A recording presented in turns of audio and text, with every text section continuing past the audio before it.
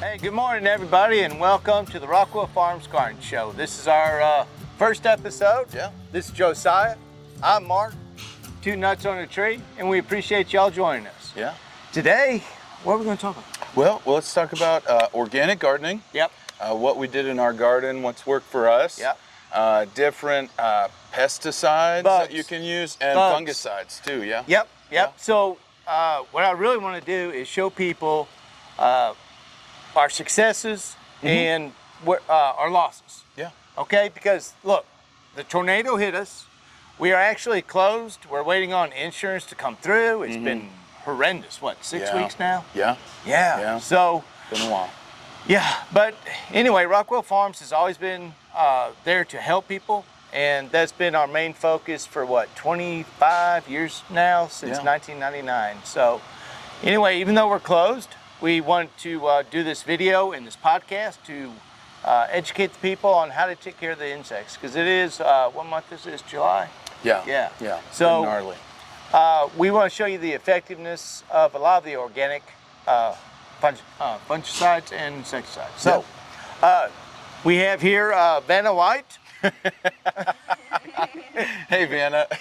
Also known as Christy here at Rockwell Farms. She is going to hand us the products. Okay, Christy, yes, the triple action. I love this because people can actually see the product. Yeah. Ta-da! Yeah, there we go.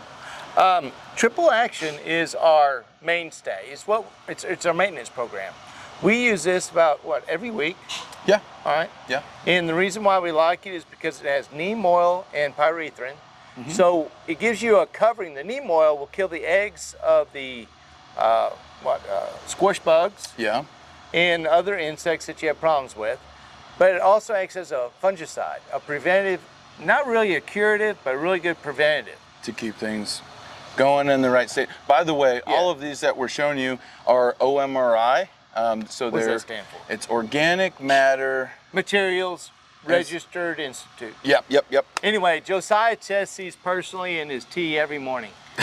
So That's why I'm wiry. Yeah. it's guaranteed to be safe, all right? Yeah, so we use this one as a maintenance program to kind of keep the life of our test garden here at Rockwell Farms going. Just so you know, we use all of these, everything that we're talking about, we use in our test garden right behind us. Yeah. Before we even sell it, we make sure that it works good before we sell it to you. Yeah. We don't want to do the public a disservice, so we actually try these out on our own garden, and we have pretty good success with those. So this has been a really good product, and the cool thing is the tornado hit, and we got derailed. Yeah. Right? Yep. And so we did have some insect damage, which we'll talk about. Yeah. And show you what happened. But this was really good up until the tornado, and we started being lackadaisical. A little bit, yeah. Mine focused on other things with, getting things back in order. But, Yeah, it was horrendous. But yeah. All right, Vanna, our next product. Yes, okay. Ta-da! I like that we have a Vanna White over here. Great. She's awesome. I'm so glad we hired her. Oh. She makes us look good. Yeah, she does. All right, this is spinosad soap. Yep. You take it over because you really like this. So I like this spinosad soap. Actually, there's one that we'll show you here in a little bit that I do really like this. I've used this one for quite a while in my own garden, but we've actually got two over there that we are actually going to start somewhat replacing this with. We can't really knock this out of the window, but... All right, well, that's why this is so good because you get two different opinions. Yeah. All right? Oh, yeah. I really like spinosad soap because there's nothing that it will not kill. It's OMRI, it's Josiah tested. Foolproof.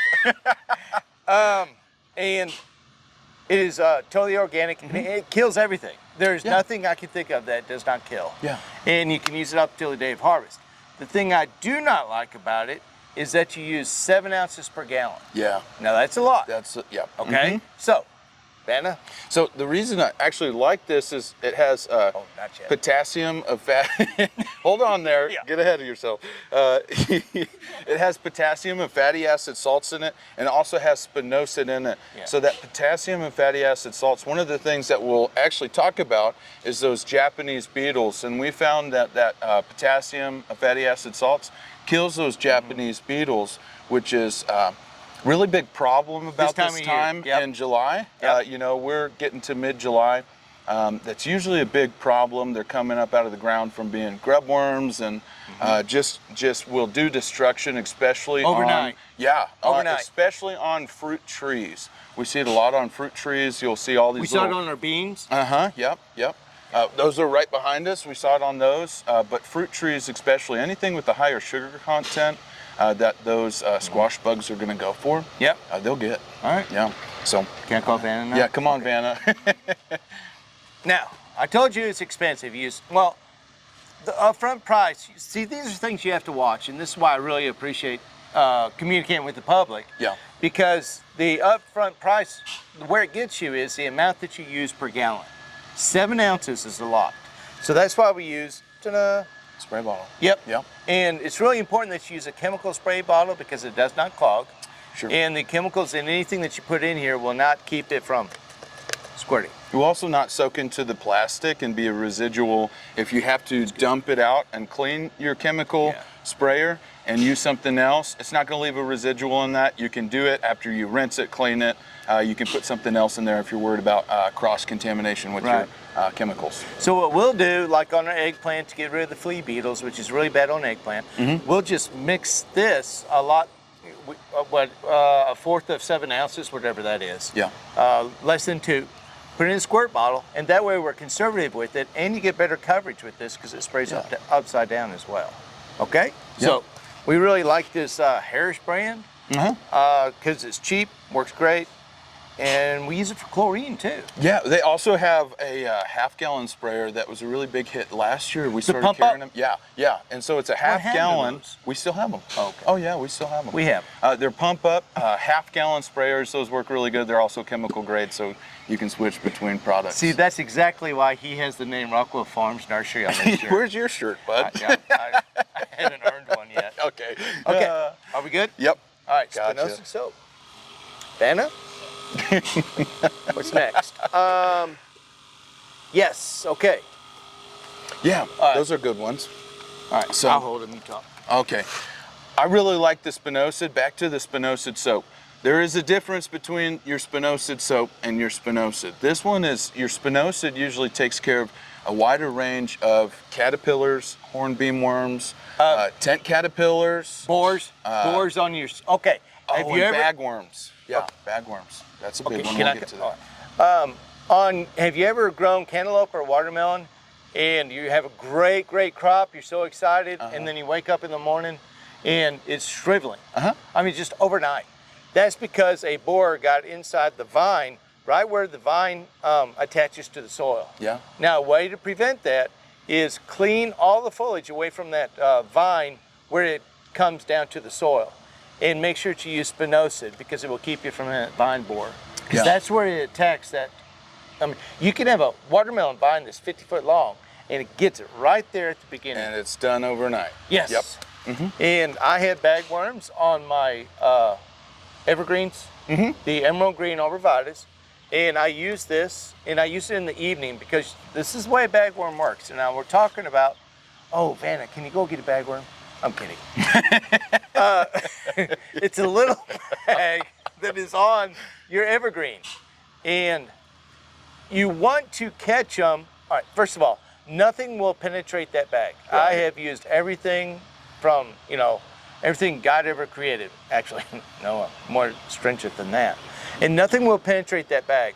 So what happens is that it comes out of that bag at night to feed, and it gets some of the material to make its bag bigger.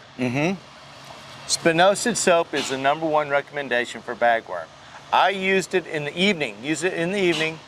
They come out, they feed. Every single one will be dead the next day. Yeah. So you're right. I'm and glad tent you mentioned caterpillars. Tent caterpillars is also right now about this time again, especially on black walnuts, any pecan, any hickory. Those tent caterpillars are really going hard on those trees. And if you have other trees around, those tent caterpillars will go for those trees, even if they're not usual trees that they will go to. But this will get those as well. Exactly. So I really like spinosad soap. Now, there's some things that spinosad will not kill. And this right here is Garden and Farm Insect Control. Big name. is permethrin, okay? Right, yeah. Yeah, permethrin is not OMRI certified, okay? So Josiah does not put this in his tea in the morning. No. But the reason why we like this is that it will kill everything that this doesn't. Permethrin is extremely safe. It's what farmers put in their cattle to get rid of the worms in their digestive system. And also that ointment for scabies, which is under the skin insect, 0.05% permethrin is in that. This is also used as a safe flea bath for your dogs. Not on cats. Cats, you don't want to use it with cats. Yeah. Cats have an allergic reaction. That's why you don't want to use it on cats. Unless you want a hairless cat. Right. That'd be pretty cool. Parties. I mean, if you're having a party coming up. That would be cool. But I actually use this. I've got chickens. My wife and I have chickens. We use this on our chickens to keep mites away. And a whole range of things just to keep bugs and pests out. So this is a pretty safe one. I use it in my garden if things are getting out of hand. Just to kind of cure all. Yes. So, yeah. And reset button. Exactly. Yeah. And that's kind of what we did when we got preoccupied by the tornado. Josiah came back and used this as a reset. And the reason why we like this is, first of all, it resets everything, gives you a clean slate. And what do you use? Like one teaspoon per gallon. You could go a little bit higher than that. I usually say stay about a teaspoon to 2 teaspoons per gallon. To kind of get a clean slate going. I do want to say something though, because we're going to have people that will ask about this. What about our pollinators? How are we going to keep our pollinators safe? Any of your insecticides, we recommend spraying in the evening time when your pollinators are less likely to be out. Most of these are safe for your pollinators anyway, but if it's an extra concern that you have, you want to save the bees, all of that good stuff, then we do recommend spraying at night anyway. And we promote permethrin over carbaryl, which is the main ingredient in 7. Yeah. You need to understand, number one, permethrin, the Garden Farm and Home, is it's a high concentration of permethrin for one thing. That's why we like this brand. You get a lot for the money and you use less. I had a bottle last me almost 2 seasons just out of one bottle. Yeah. Secondly, permethrin is a lot less stringent on the bee population. Carbaryl, if you read the fine print, it totally devastates the bee population. Yeah. And the only reason why it's still on the market is because it's cheap. It does not kill nearly as the amount of insects that your permethrin does. Yeah. And we don't even sell it. We don't even sell 7. Chain stores do, we don't. Because you're right, that is, 1 micron will kill an entire hive. It is that stringent on the bee population. Yeah, so important to know. Yep, enough of the negative stuff though. Are we good? Yeah, that's a good one. Okay, and if you're the type of person that wants to be safe and doesn't really care about being organic, I think this is the route to go. Yeah. And I would do it use this 2 to 1. 1 week, 1 week, 1 week. Yeah, right? That's a good, alternating, it's always good. Yeah, 2 to 1 alternation. Norman at the Rockwell Farms Research Center, that's what he does. And he's very successful with it, okay? So this is a very good avenue for those people that do not have a big honing for the OMRI certified. Gotcha. Right. Next one is that Safer brand, Vanna. All right, this one's Christy. your favorite. You're doing such a good job.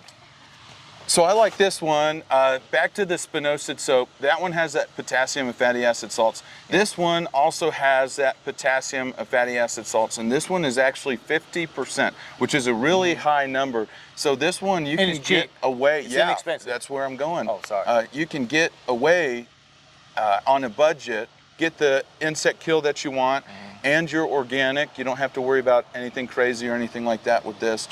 But this one works really good for those beetles, again for worms, a lot of insects this covers. The only problem I have with Safer or insecticide soap is that it will not kill aphids. It suppresses the adult aphid. Right. That is my only complaint on this. So if you have aphids, the one that we just showed before this, the alternation between the permethrin and the spinosad, I would say that one is a really good one to alternate back and forth. Or if you want to stay organic, you can stay with pyrethrin. Yeah, in the triple action. Yes, in the triple action, and that will kill the aphids. So, yeah. All right, what do we have next, Vanna? Okay. Well, Yeah. while we're what? on, one I want to talk about, there's also other routes that you can go to kind of suppress those bugs and keep them at bay.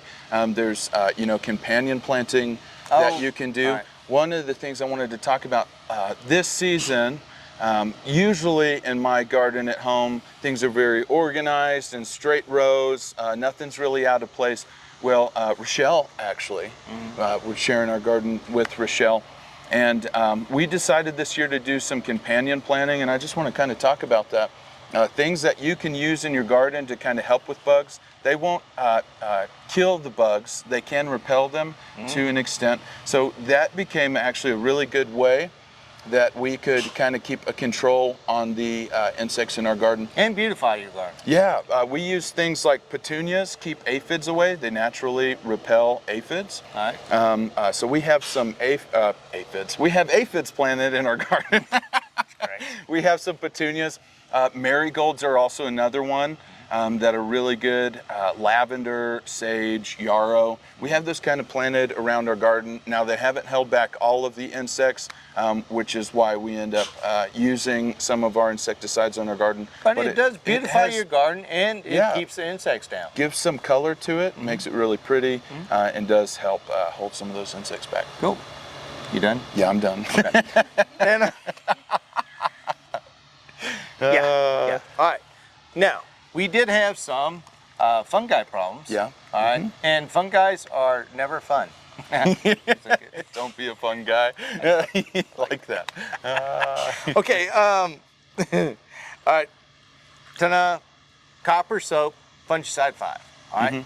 We've used copper soap for years upon years. All right. The main ingredient is copper. Copper is a natural organic fungicide to get rid of. Actually, it's a bactericide and a fungicide. Both these are. And we would use this from anything from fire blight to powdery mildew to black spot, the whole gamut. Yeah. Now, fire blight is a bactericide, okay? It's a bacteria. So both these will get rid of your fire blight. Then Fertilome came out with this fungicide 5. Now, fungicide 5 is a bacillus, which is totally organic. And what the mode of action of a bacillus is that it gets down into the epidermis and it resides there. And in my opinion, this is a much better product than your copper. Actually, with that bacillus, so just so you know, that is the same, they actually use the same bacteria that they use to culture yogurts to create this product. So it's very similar. You mix this with milk and make yogurt? Yeah, you just make some yogurt. No, so it's a I'm being very careful next time I'm coming to your house. Disclaimer, don't eat these or drink these. Yeah. But this is a really, really safe one that you can spray. Both of them really are, but that one is actually a really good one. Yeah, and this is new on the market, and so we've been testing it a lot on our apple trees and pretty much everything. Yeah. Yeah. Yeah. And so you just used, which one did you use? I actually used the fungicide 5, yeah. Okay, that one I've been using pretty often. Yeah, because we got hit with powdery mildew on our squash and some other things. I saw some leaf spot on our beans and so forth, and it did a really good job. Yeah, it does. All right. Yeah. So, with all that said, do you want to take people through our garden and show them let's our success? We'll show you our fails. You know, like we said, the tornado hit. Things got kind of put on hold with our test garden. So we'll just show you our successes and our fails. You know, our heart is to help people become better gardeners. So if we can make the mistakes for you, let it happen. I'll do the successes you do.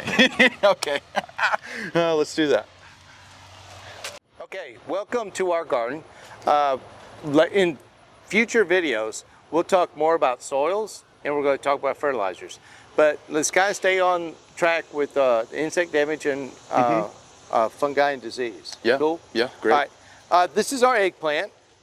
This one right here is the, I believe, the fairy tale, and this is the Casablanca. What is it? It's a Rosa Bianca. There you go. That's why he has the name on the shirt. This damage right here is by flea beetles. So when Josiah came through here and eradicated the flea beetle, as you see now, we're starting to get new growth. And, but the nice thing is, and we're starting to get fruit back again. But this is the damage that flea beetles cause, all right? And Also, this is the damage that your Japanese beetle will cause. So actually, Japanese beetle will be a bigger hole, flea beetles will be a smaller one.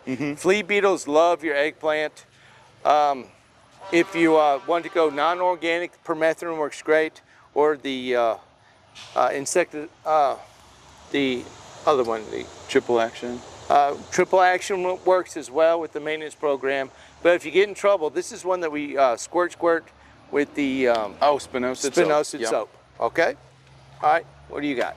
Yeah, over here we've got our beans, and actually we want to show you our harvest on our beans has been awesome. We won't get into fertilizers, but just so you know that 2 weeks ago, we filled one of these with just beans, and this is what, July. This is, what's the date today? July 10th. Yeah. 2 weeks ago, 15-gallon bucket of beans, and now look, we have another dinner's worth. And it's still coming. So yeah, and normally your pull beans will peter out in the summertime.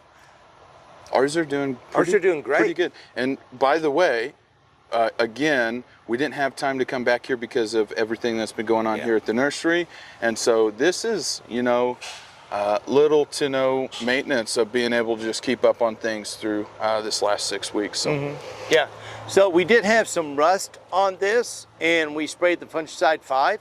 And I want you to see that we have new growth. Ta-da! All right. And so it really recovered nicely. I was very impressed with that fungicide 5. Again, with the pest damage on these, again, it's Japanese beetles. You can kind of see what some of that looks like right up here in some of these leaves. You'll see holes, kind of like, almost like buckshot, shoot through the holes, shoot through the leaves. So that's kind of what that damage looks like. Also, to identify them, they are those black but kind of shiny green beetles. Usually will be sitting underneath the leaves or on top of the leaves just chewing on those. So there's a few things that you can do, again, with the permethrin and that potassium, fatty acid salts, and the spinosad soap or insecticidal soap. So good. Yeah. Cucumbers. Hey, why don't we talk cucumbers while we're over here? All right, what disease or insect? So this would be the powdery mildew, is something that we face with the cucumbers. And by the way, again, we're getting to mid-July. Here's a good example right here. Yeah, there you go. See, that's a good example. That's what will happen. But you see, it's no longer white, so we still have the damage, but yet the rest of the leaf is fine. This is the Marketmore, is that right? Marketplace 57? Yeah. Okay. 76. Yeah. Yeah, which is, wow. Really good cucumber. In my opinion, he's more of a cucumber expert, but just look at the harvest that we still have on the Marketplace 76. Yeah. As opposed to your straight 8s. The straight 8 is a lot more popular cucumber, but we have harvested tons of cucumbers off this one plant. And we'll also even talk about the pickling cucumbers as we go down our garden. Mark, why don't you talk about the tomatoes? On a side note, well, next week or next video, we'll talk about how to take care of your tomato plants. Notice that we take the leaves off about 18 inches above the ground to make sure we don't have disease. On our viney plants, like this is cantaloupe, the ambrosia variety, you see where we took away all the leaves here at the base of the plant? This is where we spray the spinosad so we do not get the vine borer, which will kill the entire vine overnight. Yep. All right.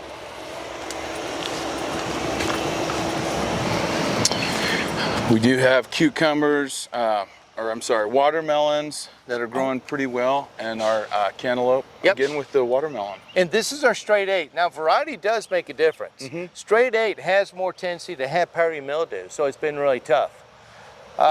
So that pay attention to your varieties, like on cucumbers, try to get a powdery mildew resistant variety like the Marketplace. And another thing that will help you curve all that powdery mildew and fungus and whatnot is also just kind of keeping the plants airy. You see we have these trellised up. That helps with a lot of that, but also trimming off any extra foliage that's unneeded underneath to let the air come through there.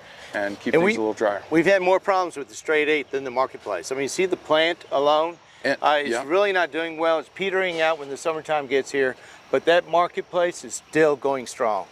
And then pickling cucumbers. Oh, I don't want to look at that. No. Not good. Well, most people that grow the pickling cucumbers know that usually about this time they pucker out pretty easily anyway. Okay, squash. Squash is a very good example on the effectiveness of the fungicide 5 and the effectiveness of your permethrin or the spinosad and insecticidal soap. Yeah. Insecticidal soap.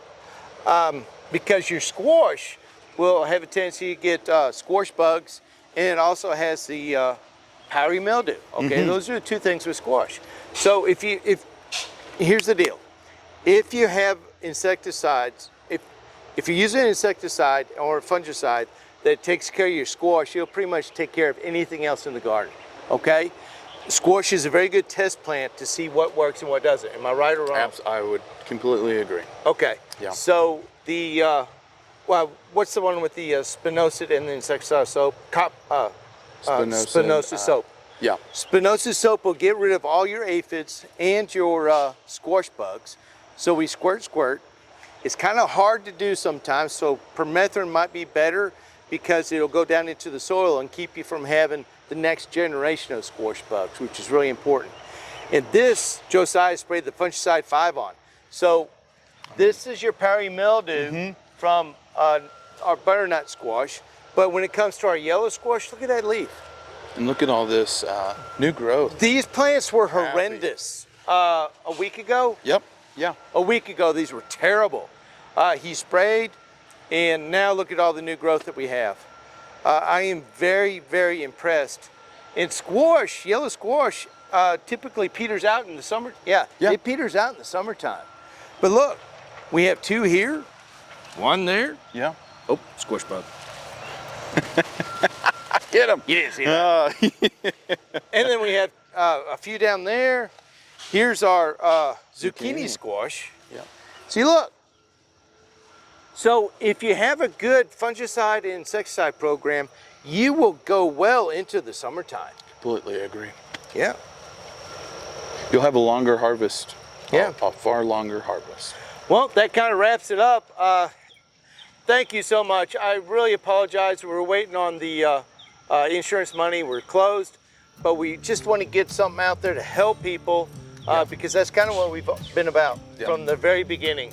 So I hope you enjoyed the video and the podcast, and thank you for coming. Thanks. We'll see you next time. Yep.